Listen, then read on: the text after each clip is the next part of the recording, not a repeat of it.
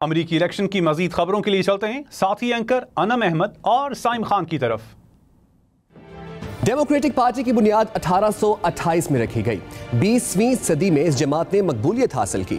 Republican से पुरानी जमात होने के बावजूद इसके सिर्फ 16 उम्मीदवार व्हाइट हाउस के मकीन बने।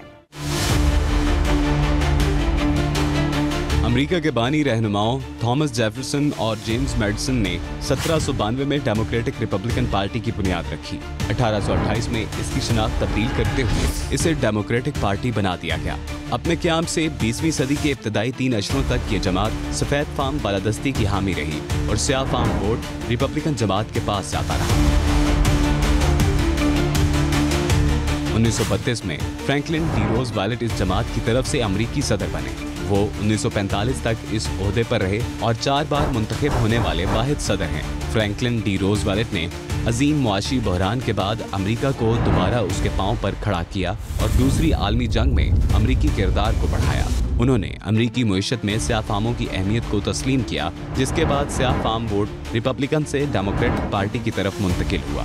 अगरचा इसी सियासी जमात के हैरी एस ट्रूमैन ने जापान पर एटमी हमला करते हुए दुनिया भर में बदनामी समेटी, लेकिन इस जमात की सियासी बालादस्ती बरकरार रही। Lyndon B Johnson, Jimmy Carter, Bill Clinton और बाराक ओबामा ने बतौर अमरीकी सदर इस जमात के आज़ाद ख्याल और जदीद तशख़्ख़ुस को उजागर करने में किरदार अदा किया। कमला हैरिस का ताल्लुक इसी जमात से है।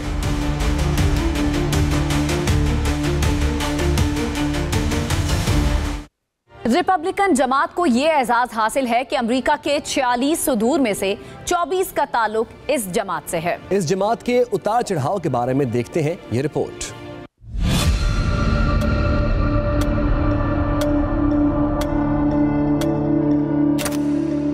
रिपब्लिकन पार्टी को अमेरिका में क़दामत पसंद या दाएं बाजू की जमात तस्वुर किया जाता है। ताहम दिलचस्प बात यह है कि अपने क़याम के वक्त ये आज़ाद ख्याल और इंसानी हुकूक की अलमबरदार जमात थी।